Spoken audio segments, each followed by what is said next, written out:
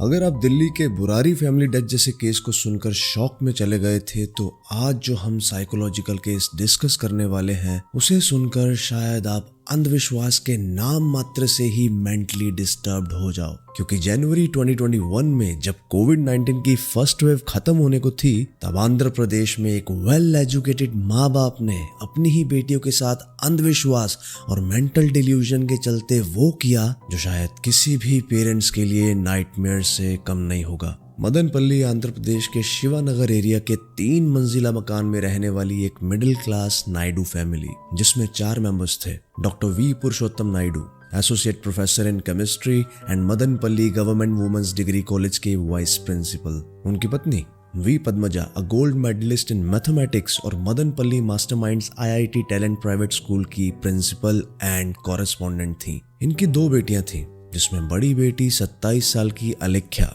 Post graduated from Indian Institute of Forest Management Bhopal और अब मदनपल्ली अपने घर वापस आकर सिविल सर्विसेज की तैयारी कर रही थी। वहीं छोटी बेटी 22 साल की साई दिव्या बीबीए ग्रेजुएट थी और उसे म्यूजिक का बहुत शौक था, तो चेन्नई में ए.आर. रहमान के music school KM. Music conservatory से म्यूजिक का कोर्स कर रही थी। फिलहाल कोविड-19 पेंडेमिक के चलते वो भी मदनपल्ली अपने घर ही आ रखी थी। यानी कि बाहर से तो ये एकदम पढ़ा लिखा, जागरूक, वेल टू डू परिवार था, पैसे की भी कोई तंगी नहीं थी, मगर अंदर से ये लोग संत गुरुओं को मानने वाले, जैसे कि मेहर बाबा, साईं बाबा को बहुत मानते थे, एकदम धार्मिक। उसमें कोई बुराई नहीं है, पर ये लोग कोई मामूली धार्मिक नहीं बल्कि हाईली अंधविश्वासी थे। खास करके माँ बाप जो पुनर्जन्म और ओकल्ट तांत्रिक रिचुअल्स में बहुत बिलीव करते थे।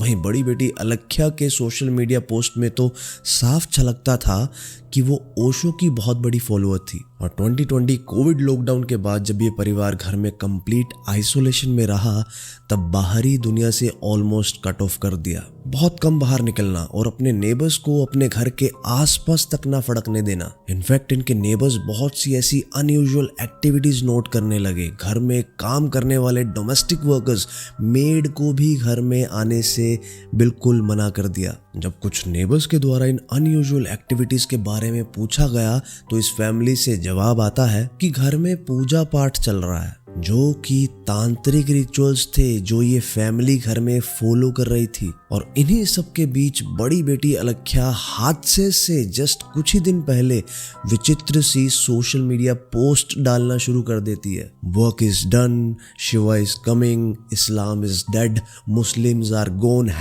#शिवा स्पीक्स। और यही एक्सट्रीम सुपरस्टिशन जब लॉकडाउन की आइसोलेशन के साथ मिक्स हो गया तो बाहर निकला एक अनबिलीवेबल ह्यूमन सैक्रिफाइस।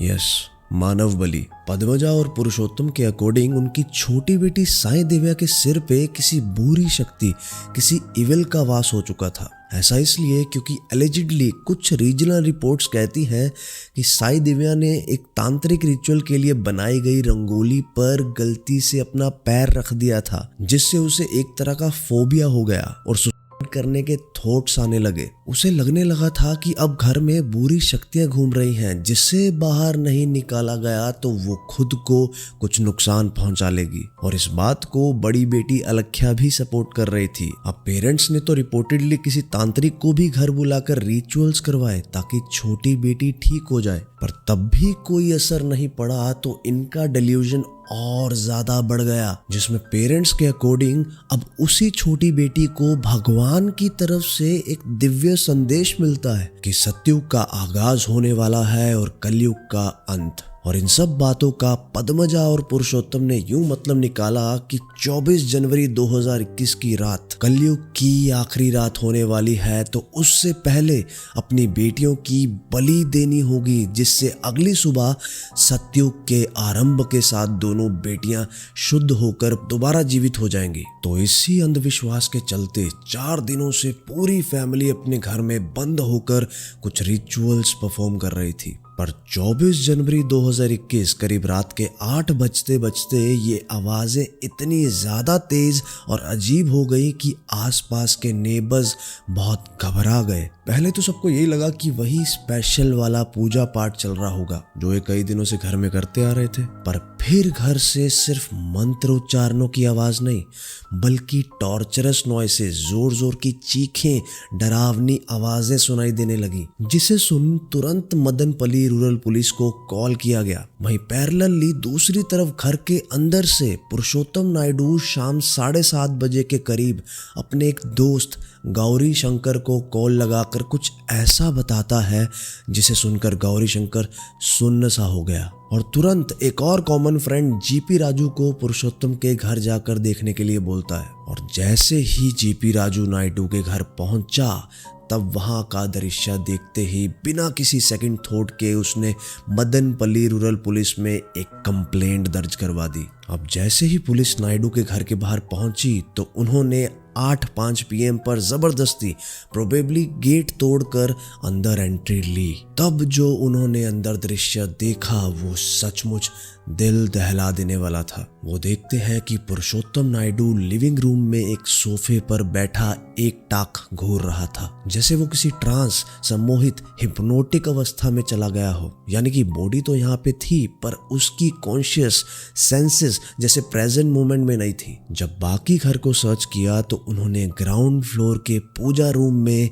बड़ी बेटी अलख्या की डेड बॉडी पाई, जिसका सर बुरी तरह से फटा हुआ था। और ऊपर के फ्लोर वाले बेडरूम में छोटी बेटी साई दिव्या की भी डेड बॉडी मिली। उसका सर भी सेम उसी तरह कुचला हुआ था और पास में फैला ढेर सारा खून। और दोनों बेटियों के शरीर पर कपड़ों के नाम पर सिर्फ लाल साड़ियों से नेकेड बॉडी को कवर किया हुआ था। दोनों के ही सर को डंबल से जोर जोर से मारकर कुचला गया था, जिससे प्रोबेबली उनकी मौत हो गई। और कुछ रीजनल रिपोर्ट्स के हिसाब से तो त्रिशूल का भी इस्तेमाल किया गया दोनों की बॉडीज पर घाव देने के लिए। साथ ही इनके मुंह में तांबे का लोटा फंसा हुआ, सिर के बाल शेव करे हुए, आसपास पूजा की सामग्री, त्रिशूल सब कुछ पड़ा हुआ था। ऐसा लग रहा था जैसे ये सब उसी तांत्रिक रिचुअल का पार्ट था जो ये घर में पिछले दिनों से करते आ रहे थे। ऐसा कहा जाता है कि दोनों बेटियों के मारे जाने से जस्ट कुछ ही मिनट्स पहले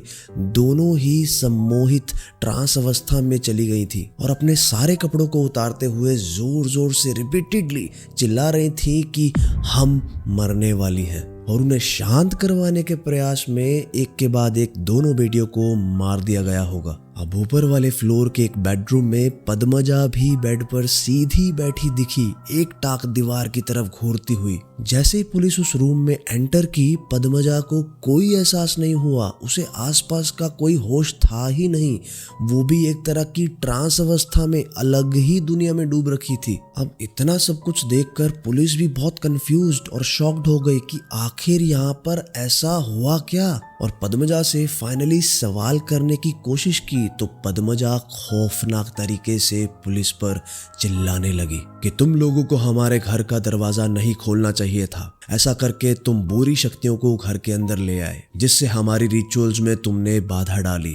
जाओ, तुरंत चले जाओ यहाँ से और अगली सुबह आकर यहाँ होने वाले चमत्कार को अपनी आंखों से देखना, जिसमें हमारी दोनों मरी हुई बेटियां फिर से शुद्ध होकर सतयुग में जिंदा हो जाएंगी। पुलिस ये सुनकर स्पीचलेस हो गई और ऊपर से फिर से पूछताछ में पद्मजा ने ये भी कबूल किया कि उसकी छोटी बेटी के सिर पे बुरी शक्तियों का वास था, इसलिए उसका सर कुचल डाला। वहीं पुरुषोत्तम भी लगातार यही दोहराता रहा कि उनकी पूरी फैमिली एक्सट्रीमली स्पिरिचुअल है और ये सब रिचुअल्स करने में सक्षम है, और कहा कि हमारे पास स्पेशल पावर्स हैं। हमने ये रिचुअल्स पहले भी कई बार किए हैं और रिजल्ट भी मिला, जिसकी पुष्टि करते हुए पद्मजा भी बोलती है कि अलख्या ने तो अपनी सुपर नेचुरल पावर्स से हमारे पेट डॉग को मारकर दोबारा जीवित तक कर दिया था और हमारी दोनों बेटियां सर कुचले जाने के बाद भी 1 घंटे तक जीवित थी, जो इस बात का प्रूफ देता है कि हमारे ये रिचुअल्स वर्क करते हैं। हमें तो स्वयं भगवान की तरफ से दिव्य संदेश मिलते ही रहते हैं।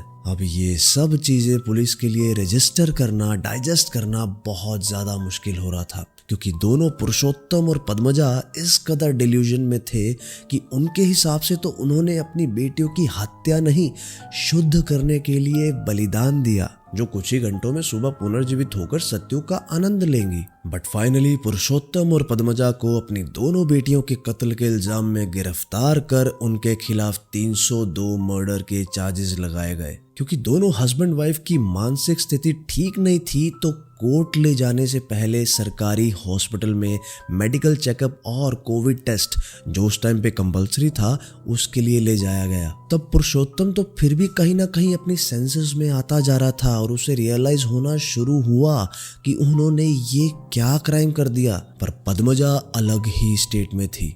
हॉस्पिटल बिल्डिंग में एंटर करने से और कोविड टेस्ट देने से ही मना कर रही थी, ये कहते हुए कि मैं शिवजी का अवतार हूँ, मुझे इन सब टेस्ट की कोई ज़रूरत नहीं है। ये कोरोना के पार्टिकल्स भी मुझी से निकले हैं, चाइना से नहीं। और मैं भविष्यवाणी करती हूँ कि ये कोरोना वायरस मार्च 2021 तक खत्म हो जाएगा।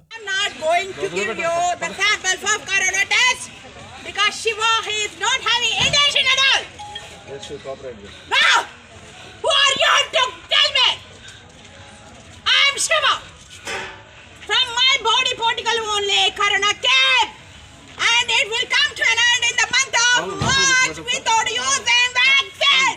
अब इन सब के बाद इन्हें लोकल कोर्ट में पेश कर 14 दिन की जुडिशियल कस्टडी के लिए भेज दिया गया, जहां डॉक्टर राधिका ने उनकी मेंटल कंडीशन को ऑब्जर्व करते हुए फाइनली दोनों को 3 फरवरी वाइजक के government hospital for mental care के साइकाइट्री वार्ड में शिफ्ट करवा दिया। एलिजिडली साइकोमेट्रिक टेस्ट की फाइंडिंग्स में ये सामने आया कि छोटी बेटी साई दिव्या को बड़ी बेटी अलख्या ने मारा एंड देन पद्मजा ने अलख्या को मारा। हालांकि ऑफिशियल रिपोर्ट में दोनों पेरेंट्स ने ही अपनी दोनों बेटियों का कत्ल किया, ऐसा लिखा है। इसी दौरान एक और बड़ा खुलासा हुआ कि दोनों बेटियों की बलि देने के बाद पुरुषोत्तम और पद्मजा भी एक एक करके खुद की बलि देने वाले थे, ताकि सभी एक साथ सतयुग में शुद्ध होकर बाहर निकलें। पर उससे पहले पुलिस वहां पहुंच गई, नहीं तो उस रात घर में 2 की बजाय 4 डेड बॉडीज मिलती और तब शायद उनकी मौत का एग्जैक्ट राज भी कभी बाहर ना आ पाता। मदनपल्ली गवर्नमेंट हॉस्पिटल के साइकाइट्रिस्ट ने तो इस केस को शुरुआती में शेयर्ड डिल्यूजन डिसऑर्डर एक शेयर्ड साइकोटिक डिसऑर्डर का क्लासिक एग्जाम्पल बताया, जिसमें एक इंसान से निकला हुआ भ्रम 2 या 2 से ज्यादा क्लोज लोगों में फैल जाए, जिसे फ्रेंच में फोली ए डुक्स यानी कि मैडनेस शेयर्ड बाय 2 भी कहा जाता है। और जब ये भ्रम पूरी फैमिली में फैल जाए तो उसे folie a famille madness shared by whole family कहा जाता है। और इस केस में तो प्रोबेबली पद्मजा या अलख्या से यह डिल्यूजन फैलता हुआ दिखा। और यही same shared psychotic disorder Delhi Burari family death case में भी देखने को मिला था, जो प्रोबेबली फैमिली के छोटे बेटे ललित से स्टार्ट हुआ। इन शॉर्ट, पद्मजा के ग्रैंडियोज डिल्यूजन्स कि मैं भगवान हूँ, followed by Purushottam, then Sai Divya suicide illness, cut to Alekhya's message from God, और इन सब के बीच लॉकडाउन का आइसोलेशन, उसमें इस फैमिली का लगातार क्लोज एनकाउंटर में रहना बिना बाहरी दुनिया की रियलिटी चेक से, ये सब मिलकर नायडू फैमिली के लिए शायद ट्रिगर पॉइंट रहा हो। आपको क्या लगता है? अपने थॉट्स कमेंट सेक्शन में ज़रूर बताइएगा।